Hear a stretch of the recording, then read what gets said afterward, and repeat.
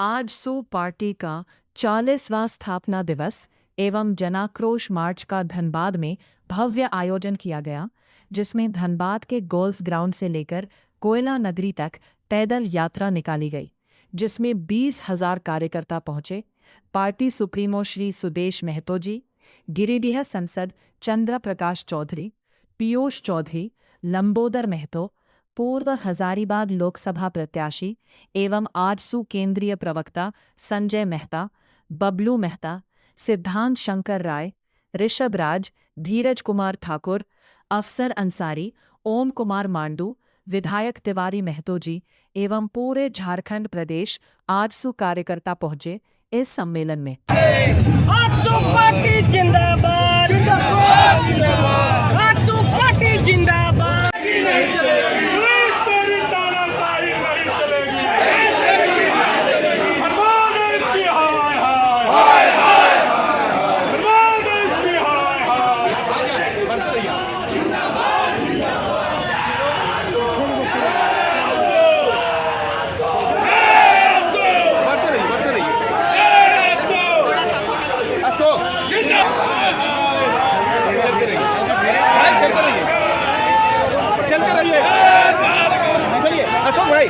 थोड़ा सा आगे बढ़िए, आगे बढ़िए।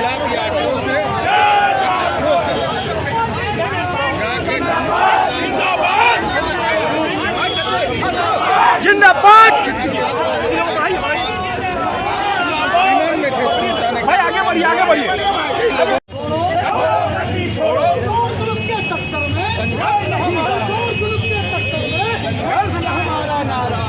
सभी लोग साथ दीजिए।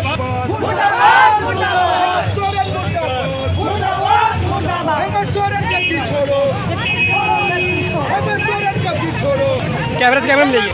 हेमंत सोरेन होश में आओ, आगे बढ़िए। हेमंत सोरेन होश में आओ, आगे बढ़िए।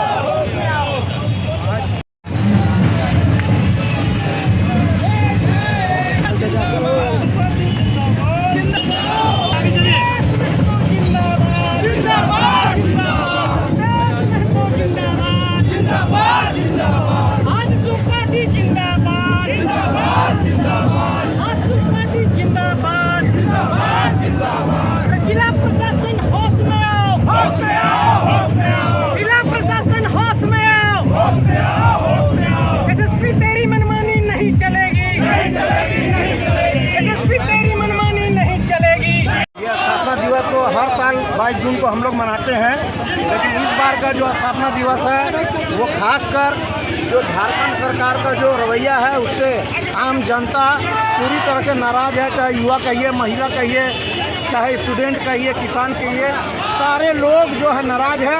उसी को आज देखिए आक्रोश के रूप में यहाँ हम लोग आक्रोश रैली में पूरे दल बल के साथ युवा और महिला लोग यहाँ भागीदारी लिए हैं और एक घंटा तक रैली में हम लोग सम्मिलित हुए। हेतु पटेल, विधायक प्रतिनिधि, मांडू विधानसभा। आज हम लोग पूरे झारखंड से यहाँ एकत्रित हुए हैं आक्रोश रैली में और पूरे झारखंड को, उसके प्रशासन को, उसके शासन को ये दिखाना चाहते हैं हम कितने आक्रोश में है, जनता कितने आक्रोश में है। शासन जो है, हम अपनी मांगों पर अड़े हैं और आज हमारा 40वां स्थापना दिवस है। सबसे पहले पूरे झारखंड वासियों को शुभकामना देते हैं अपने स्थापना दिवस की। और आज हम यहाँ आक्रोश रैली में भाग लेने आए हैं। गांव-गांव से पूरे प्रदेश के लोग यहाँ आजसू पार्टी के इकट्ठा हुए जी। आज अभी तो कम से कम 5 लाखों की संख्या में, अब इसकी कोई गिनती नहीं है। अपना परिचय बताएं। मैं मांडू विधायक प्रतिनिधि हूँ। ठीक है। एक ही राय आदरणीय विनोद बाबू की संयुक्त नेतृत्व का गवाह यह क्षेत्र है।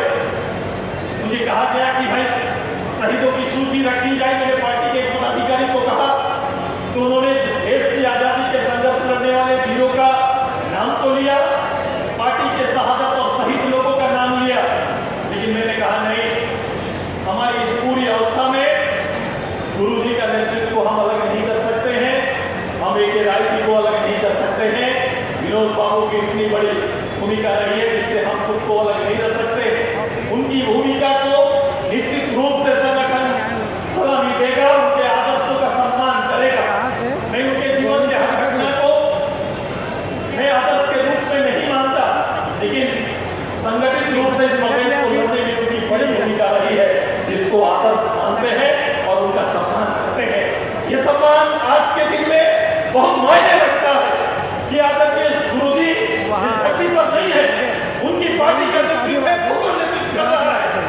लेकिन आज धरती पर हम आए जिस जन आक्रोश के लिए, ये पद यात्रा हजारों की, ये 5 किलोमीटर तक 42 डिग्री पर जो आपका पसीना बहा है, ये पसीना कहीं ना कहीं इस बात को याद दिलाने के लिए इस सरकार को, और मुझे लगता है कि कहीं ना कहीं खड़ा होकर अगर आदरणीय गुरुजी वर्तमान सरकार की कार्यशैली को अगर निहार रहे हैं, देख रहे हैं, तो उनकी आत्मा भी कहीं ना कहीं रो रही होगी और ये कह रही होगी ये सब उनका झारखंड मेरी कल्पना का हिस्सा नहीं है और इसको मैंने नहीं देखा था और ये नेतृत्व से हम ये आशा नहीं करता।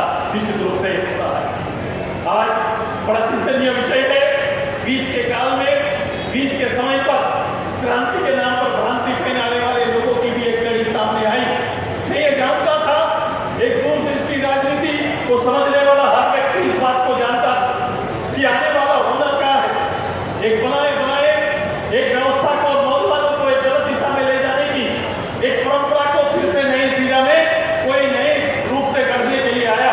मैं आपको बता दूं, मैं चलते चलते मजाक से मैं कह रहा था कि एक दौर इस क्षेत्र में जब कोयला का काम प्रारंभ हुआ, जब कोयला का माइनिंग प्रारंभ हुआ, आजादी से पहले सरकारीकरण होता है और उस समय चूंकि गरीब गुरुआ लोगों का ये क्षेत्र, धनबाद कोई नगर बहुत बड़ा नहीं था, ये शहरीकरण माइनिंग की वजह से होते गया। शहरीकरण हुआ, बाहर के लोग आए तो लोगों ने यहाँ के मजदूर लीडर के रूप में सबका पदार्पण हुआ। बड़ी बात है। जो नेता भी यहाँ पर आए हैं, मजदूर नेता के रूप में आए। जो नेता यहाँ आगे इस कड़ी को बढ़ाए, वो पुनर्वास के नाम पर बढ़े कि हम यहाँ के जमीन देने वाले लोगों का न्याय करेंगे, यहाँ का भूमि जो अधिग्रहण पर जा रहा है उनका न्याय होगा। बाद में सरकारीकरण के बाद ये बीसीसीएल बन जाता है और बीसीसीएल बनने के बाद सरकार की कड़ी चलती है, सरकार का चाबुक चलता है और हर बार कोई पीछा जाता है और कोई शिकार बनता है, तो निश्चित रूप से यहाँ कोल नगरी में खटने वाला मजदूर होगा या कोई जमीनदाता शहीद हुआ है और शहादत देने का काम किया है। इसकी सूची उनका परिणाम दिया कि रजनी रवानी, अमित मातो, मुकेश जी, राजेश, मेरा अंसारी, इन सभी को अरेस्ट किया जाता है। ये अरेस्ट हो जाते हैं और अरेस्ट होने का कारण क्या है कि शासन द्वारा बनाया गया ये 90 के दशक के कुछ कला है पुलिस प्रशासन का। जब बिहार में लालू जी की कांग्रेस की सरकार होती थी, उस समय झारखंड आंदोलन करने वाले हजारों लोगों को अलग अलग केस मुकदमे फंसाकर उनको डराने की व्यवस्था बनाई गई थी। हर मुकदमा जिसे झारखंड आंदोलनकारी कहते हैं, आईपीसी में कोई भी सेक्शन को इस रूप से डाला गया है जिसमें कोई भी आंदोलनकारी सीधे तौर पर कोई भी केस मुकदमा कहीं पर भी झारखंड आंदोलन का जिक्र करते हुए नहीं किया गया। क्योंकि मैं पहला मूल्यांकन करता हूं, मैं होम मिनिस्टर के रूप में इस प्रदेश के जितने भी आंदोलनकारी को सूचीबद्ध करने का निर्णय लिया। मैंने विधिवत रूप से कमेटी बनाई, मैंने पदाधिकारियों को पदेना सचिव रखा और नेतृत्व करने का अवसर मेरे झारखंड मुक्ति मोर्चा आंसू और तत्कालीन उस समय के नेता डॉक्टर रामलाल कुंडा से लेकर मैं सारे पूर्व झारखंड मुक्ति मोर्चा के विधायकों को मैंने उसका नेतृत्व देने का काम किया। मैं जानता था कि अगर ये नेतृत्व